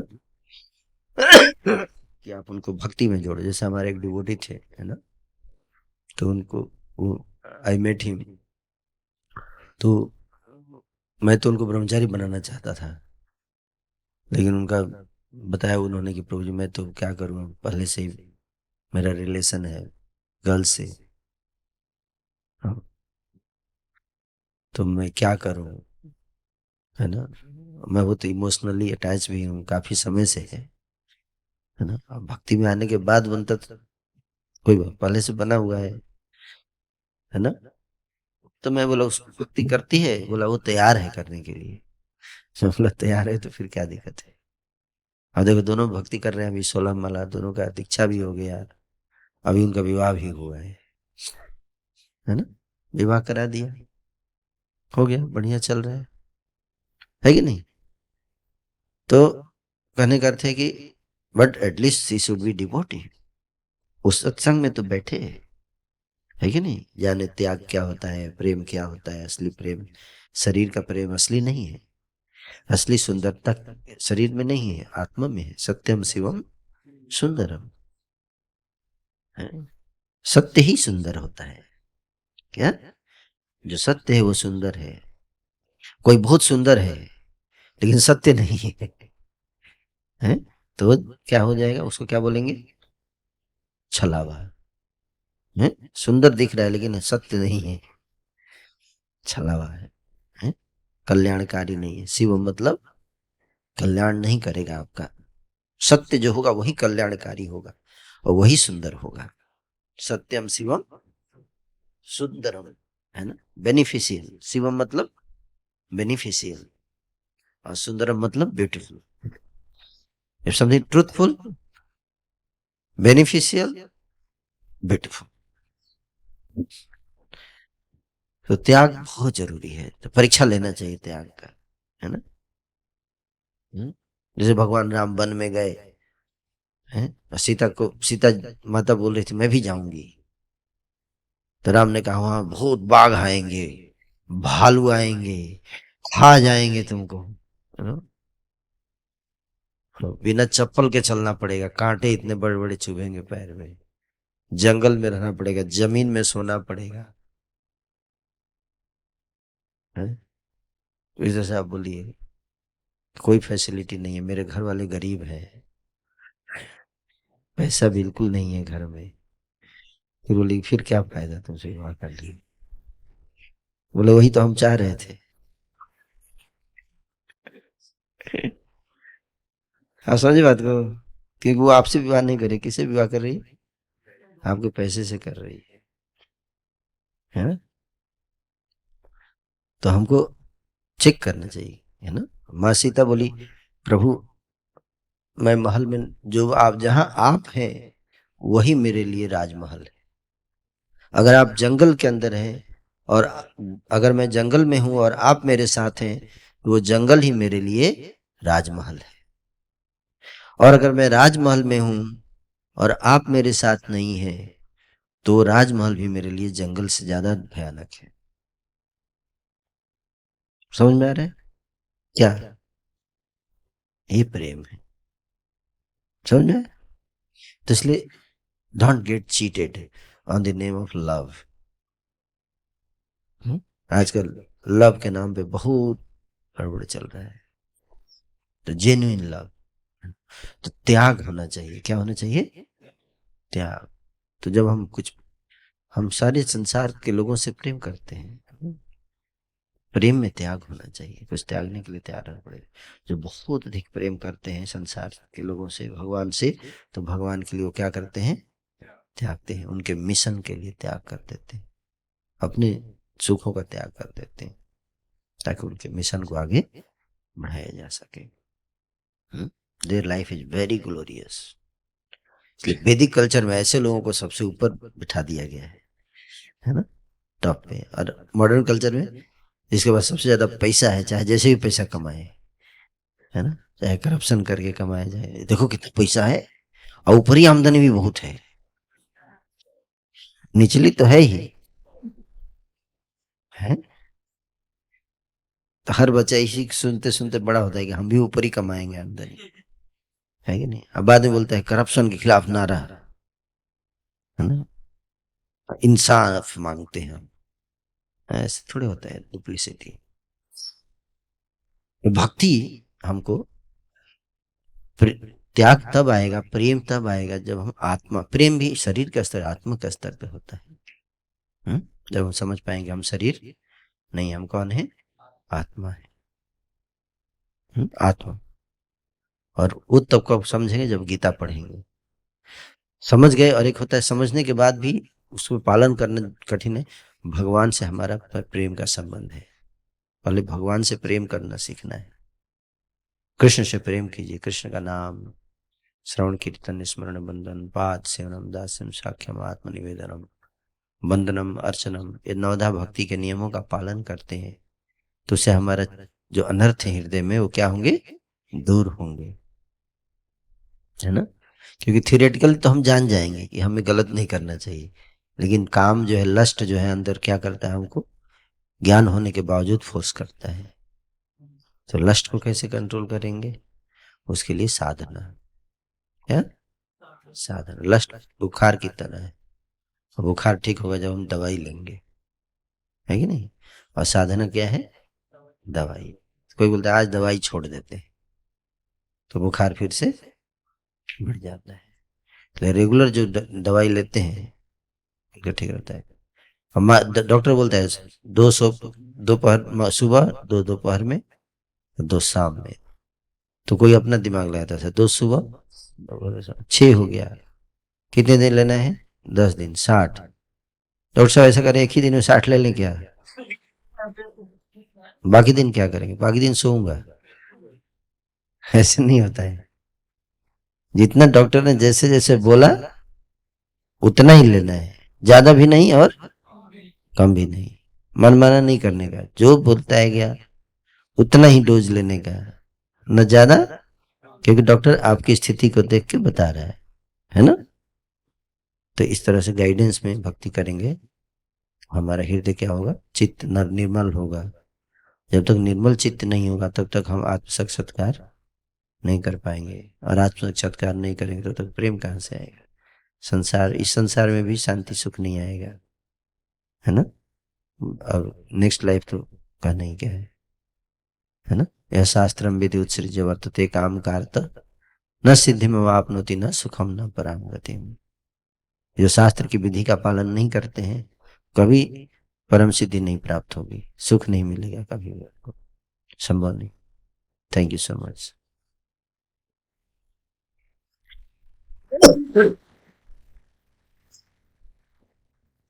हरे कृष्णा। तो बहुत बहुत धन्यवाद करेंगे। गुरु जी ने बहुत अच्छा हमें समझाया है कि हमें स्टूडेंट कैसे बनना है, साधना कैसे करनी है। और स्टडी में हमारे 3 मोड में होती है, सतुगुण, रजोगुण और तमोगुण। और प्रेम के स्तर बताए प्रभु जी ने, जिसके अंदर प्रेम है वो क्या करेगा। तो प्रभु जी का धन्यवाद करेंगे बाय लाउडली चैंटिंग हरे कृष्ण महामंत्र।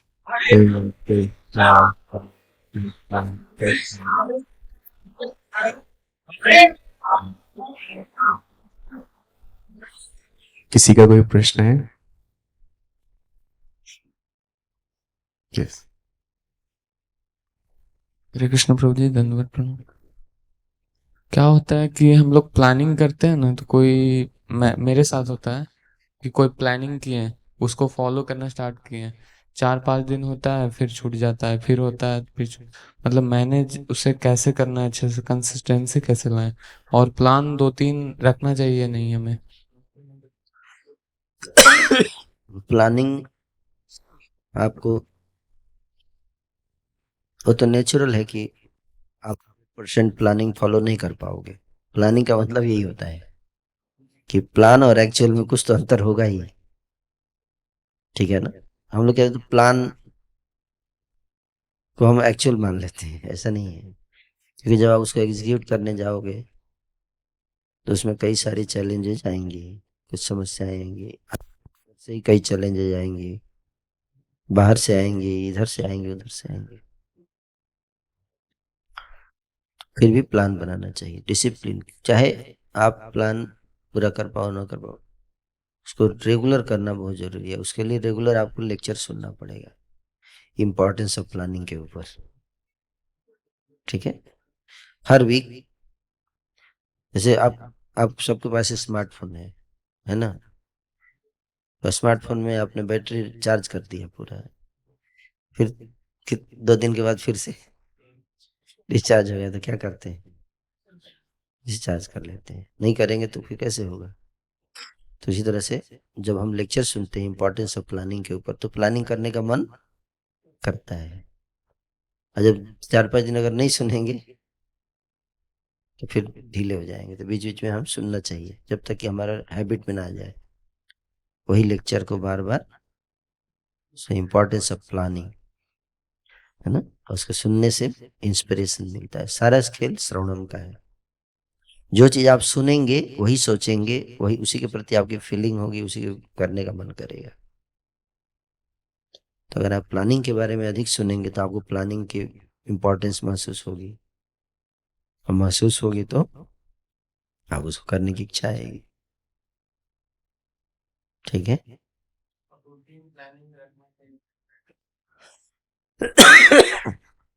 यह रखना चाहिए, बैकअप प्लान हमेशा रहना चाहिए।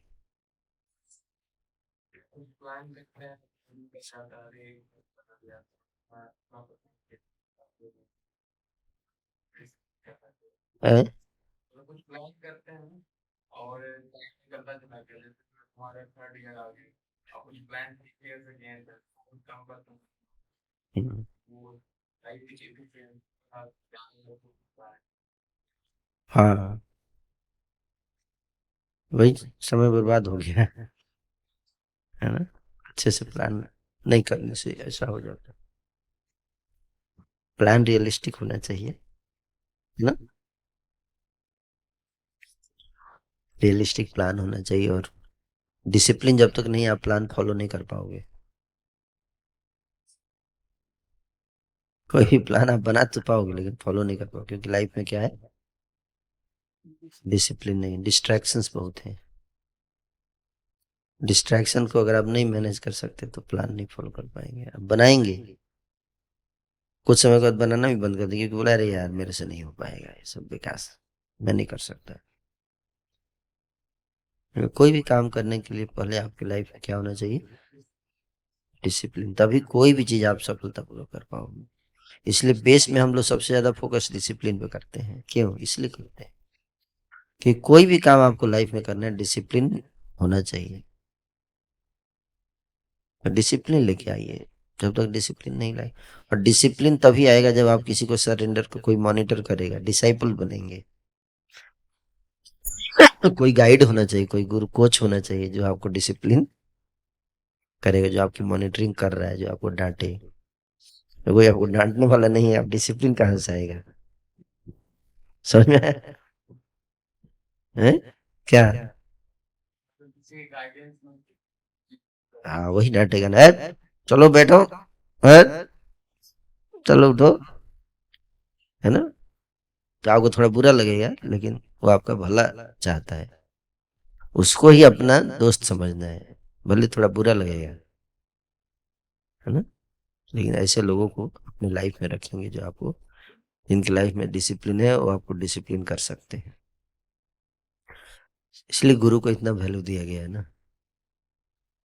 ऐसा व्यक्ति पाना बहुत मुश्किल है जिसका लाइफ डिसिप्लिन है? किताब तो बहुत भरा हुआ है इंटरनेट पर, कैसे करना है, how to make successful business.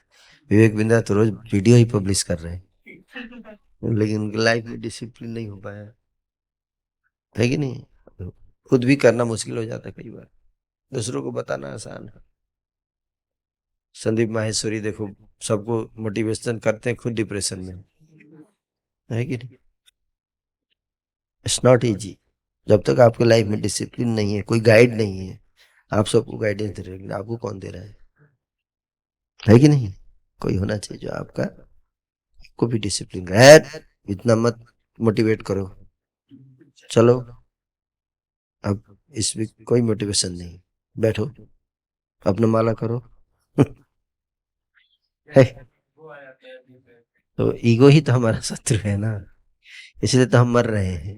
तो ये तो रियलाइज करना पड़ेगा आपको, दोनों चीज नहीं हो सकता, है ना? एक बंदर था, वो मटके में चना रखा हुआ था, तो वो खाना चाहता था, तो अंदर हाथ डाला और मुट्ठी में भर लिया चना। अब हाथ निकल नहीं रहा है। अगर हाथ निकालना है तो चना छोड़ना पड़ेगा, फिर फायदा क्या हाथ निकालने का, चना है ही नहीं। तो यही है, आपको डिसाइड करना पड़ेगा क्या चाहिए आपको लाइफ में। You have to decide, you want ego और you want success, happiness. At certain point you have to make clear cut and tell your mind, मेरा मन तुमको क्या चाहिए, डिसाइड करो। फिर बाद में तुम्हारा जीवन बर्बाद होगा तो मत बोलना कि इनके कारण हुआ, उनके कारण, तेरे कारण हुआ, तेरे को पकड़ूंगा मैं, ऐसे बोलिए उसको, ये रास्कल, ऐसे बताने का, है ना? गुरु को सरेंडर करना, ये सबसे की पॉइंट है। अब तो गीता में अर्जुन ने जब सरेंडर किया कृष्ण को, तब से कृष्ण बताना शुरू किए ना, है कि नहीं? यत्से यस्य आत्मनिश्चितम ब्रूहि तद्वै शिष्यस्ते हम साधे माम। तो आप शिष्य बनना पड़ेगा, तभी तो शासन, अनुशासन आएगा। जब कोई शासन करेगा तब तो अनुशासन होगा, और शासन के लिए शिष्य बनना पड़ेगा, है कि नहीं?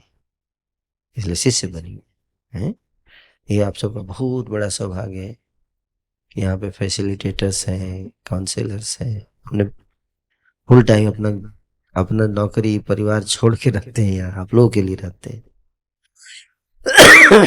इसलिए तो ये फैसिलिटी क्रिएट किया गया है ना, तो उसका लाभ उठाना है। बीच में अड़ंगा ईगो डालेगा। ठीक है, थैंक यू। एक और प्रश्न लेंगे नित्य प्रभु।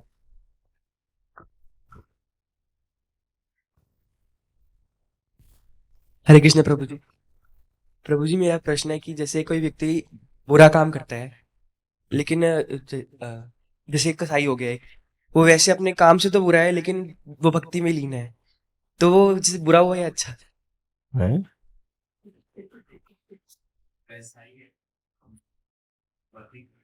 हम्म, हाँ।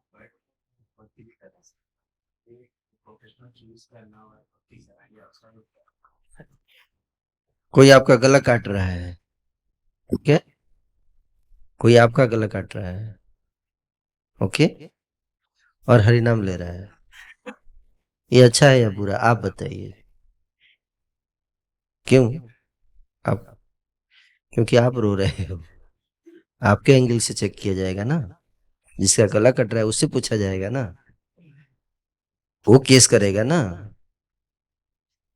आप, मैं थोड़े जाके केस करेंगे, केस कौन करेगा?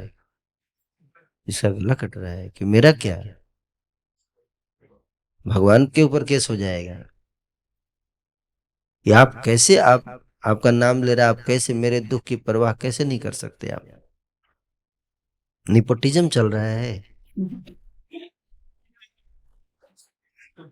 कोई आपका नाम ले लिया कुछ भी करे, ऐसे थोड़े होता है। किसी को आप कष्ट दे रहे हो, है कि नहीं? कोई भक्त भक्ति में लीन होकर किसी को कष्ट कैसे दे सकता है? ये कैसी भक्ति है, हैं? मुझे आश्चर्य होता है, कॉमन सेंस लोगों के अंदर नहीं है, प्रश्न कैसे पूछ लेते हैं ऐसे।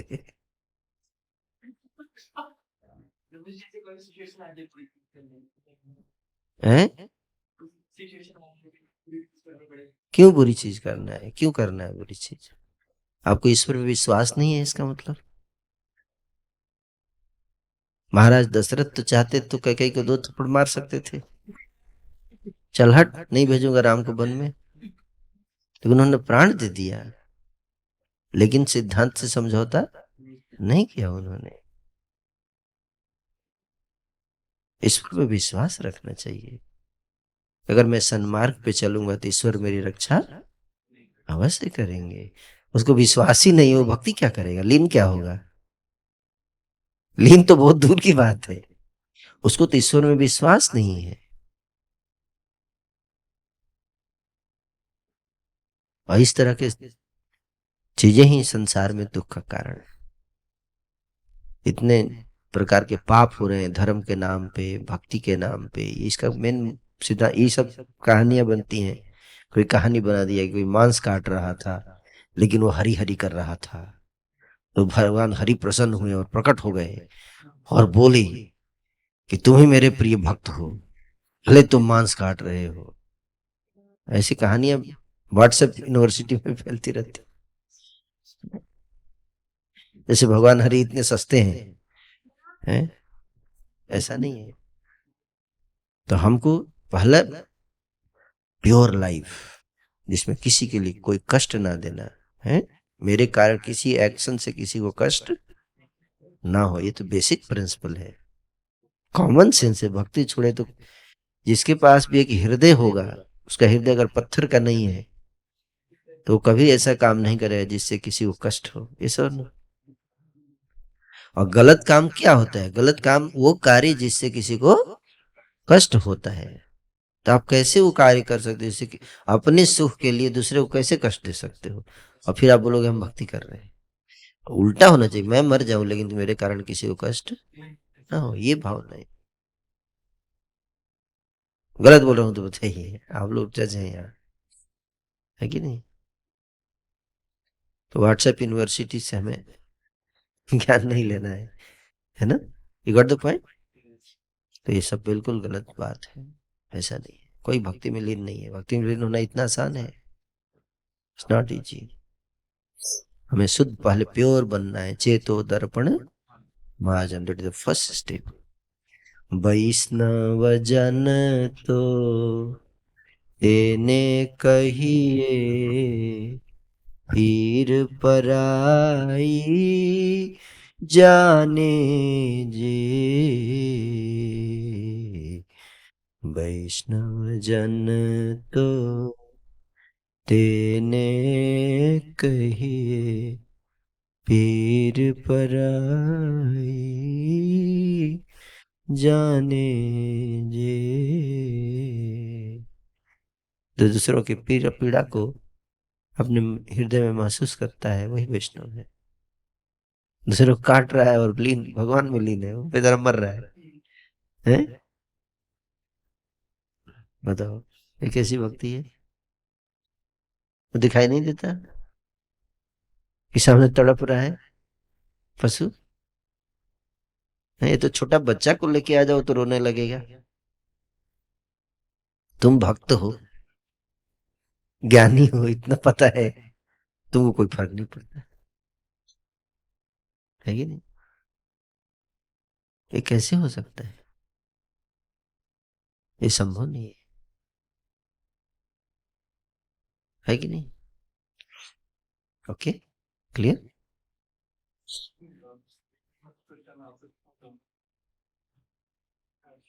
वैष्णव बताते हैं एक चींटी को भी कष्ट नहीं देना चाहते। जड़ भरत का वृत्तांत आता है श्रीमद् भागवत में कि चल रहे थे, रास्ते में चींटियां आ गई। वही मृगारी था, जब पशु को काट के आधा काटता था, पूरा नहीं काटता था, तड़पते हुए देख के मजा आता था उसको। और जब नारद जी ने उसको भक्त बना दिया, नारद जी देखने गए एक बार अपने शिष्य को कि मृगारी क्या कर रहा है, तो दौड़ते हुए मृगारी आ रहा था, अचानक रुक गया, अपने गमछे से रास्ते को जैसे झाड़ू लगाने लगा। नारद जी ने बोला क्या हुआ? बोला यहाँ पे चींटियां हैं, उन पे पैर न पड़ जाए। वही मृगारी जो पशुओं का भक्ति करने से कैसा पवित्र हो गया। ये कौन सा लीन भक्ति है कि पशु काटो और भक्ति में लीन हो जाओ? पागल आदमी। ऐसे लोगों की बातों में आप लोगों को नहीं आना चाहिए, है? ठीक है?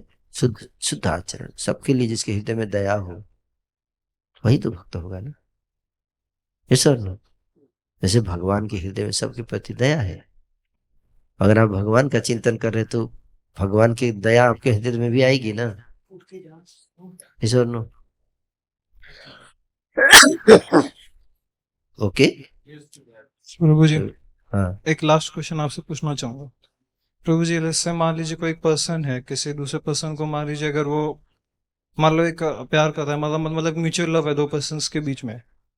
प्रभु जी बताइए, मान लो कोई ऐसी सिचुएशंस आ गई लाइफ में या कुछ ऐसे सर्टेन पॉइंट्स आ गए जहाँ पे माया के इन्फ्लुएंस में आके लेट्स उस पर्सन ने वैसा काम कर दिया जो सही नहीं था, तो प्रभु जी उस केस में हमें क्या रहना चाहिए? उस केस में हमें नॉन जजमेंटल रहना चाहिए या फिर कुछ सर्टेन जजमेंट्स करनी चाहिए कि भाई ये सही नहीं हुआ या वो नहीं हुआ? उस केस में क्या करना चाहिए? या फिर नॉन जजमेंटल रह के फॉरगिव करने में भलाई है या फिर उससे दूर होना आना चाहिए? फिर फॉरगिव फॉरगिव कर सकते हैं, लेकिन फॉरगिव तो होना ही चाहिए, है ना? किसी से भी गलती हो जाती है ना? लेकिन कहते हैं कि सुबह का भटका हुआ शाम तक अगर वापस आ जाए तो उसे भटका भोला नहीं कहते हैं, अच्छा प्रभु। है कि नहीं? फॉरगिव भी होना चाहिए, बट वो व्यक्ति को जेन्युइन रियलाइज नहीं कि वो दोबारा फिर से कर दिया, अच्छा प्रभु। है ना? फिर बोला अरे फिर गलती हो गया, है ना? आपका लाइफ नरक बना देगा फिर। ठीक है प्रभु। गलती, पॉइंट ये नहीं कि गलती हो गया, पॉइंट है गलती क्यों हुआ, उस पर फोकस करना चाहिए। प्रभु जी, वैसे माया के इन्फ्लुएंस में आके लेट से कुछ ऐसा कर देता है जो सही नहीं तो समझ। माया के इन्फ्लुएंस में आके आज किया है तो कल भी तो माया के इन्फ्लुएंस में हाँ, करेगा। यार, कि एक बार माया के इन्फ्लुएंस हो जाता है उसके बाद दोबारा नहीं होता, ऐसा है? चांसेस फिर हो रोज सकते हैं होगा। प्रभु। तो रूट काउज माया का इन्फ्लुएंस है। माया का इन्फ्लुएंस जब तक दूर नहीं होगा ठीक है प्रभु। तब तक वो व्यक्ति ऐसा कार्य करता रहेगा, आपका लाइफ नरक बनाता रहेगा। ठीक है। इसलिए कुछ आप सर्टेन पॉइंट्स पे गया, मतलब मान लो कि अच्छा, मतलब ठीक है, जैसे वो भक्ति प्रैक्टिस करने लग रहा है वो, है जैसे मान लो कोई भक्त के साथ ही मान लो मतलब हमने फ्रेंडशिप कर ली है, ठीक है, अब मान लो कभी कभार उसने भी इन्फ्लुएंस में आके ऐसा कुछ कर दिया जो नहीं करना चाहिए था, तो उस केस में तो प्रभु कर पूरा सकते बात तो सुन लीजिए। अब ठीक है प्रभु जी। सुनना चाहिए, बोलते नहीं रहना चाहिए। ठीक है। आप क्या बोल रहे हो मैं सब समझ गया, और सुनना चाहिए, है ना? अब बता रहा हूँ वही बता रहा हूँ, नहीं तो समय बर्बाद होगा, है ना?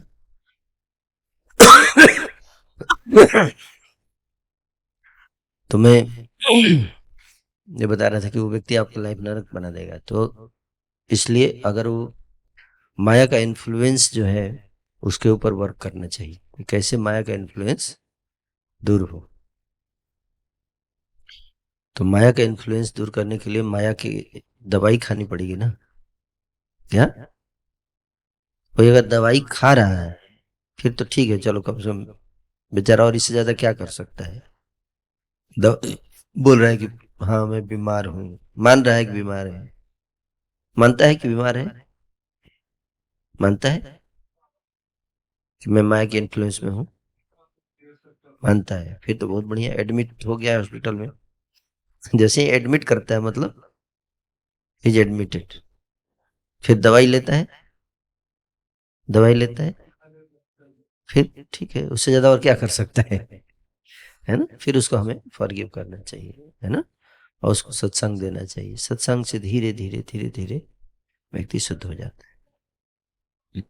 हरि भक्ति, हरि भक्त का संग, ये दोनों चीज जहां है, हरि कथा, हरि नाम, तो भगवान गीता में कहते हैं अपि चेत सुदुराचारो भजते माम अनन्य भाग साधुरेव समंतव्य सम्यक व्यवस्थितो हि स क्षिप्रम भवति धर्मात्मा शाश्वत शांति निगच्छति कौन्तेय तु प्रतिजानी ही न मे भक्ता प्रणश्यति। कि अगर कोई व्यक्ति बहुत बड़ा दुराचारी भी हो, लेकिन अगर वो मेरी भक्ति में लगा हुआ है तो उसको साधु ही मानो। क्यों? भगवान कहते क्योंकि बहुत जल्द वो धर्मात्मा बन जाएगा मेरी भक्ति के प्रभाव से। अगर वो भक्ति कर रहा है तो आप उसको क्षमा कर, ठीक है।